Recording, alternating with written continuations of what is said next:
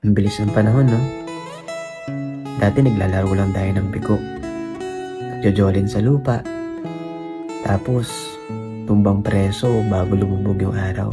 Pero ngayon parang hindi na lahat nararanasan ng bata yun. Lahat mabilis. Gadget, notification, scroll. Kaya ako thankful ako kasi naabutan ko pa yung galos sa tuhod, pawis sa damit. Pero sobrang saya. Kasi sa totoo lang, wala namang data noon eh. Pero grabe yung connection. Kaya alam nyo, na-realize ko, hindi lang laro yung tinuro sa atin eh. Tinuruan tayo ng teamwork, ng creativity, ng resilience, at higit sa lahat, kung paano maging masaya sa simpleng bagay. Kaya minsan hindi pala sa dami ng meron ka, kundi sa lalim ng connection at memories mo sa tao. Ang sarap balikan, no?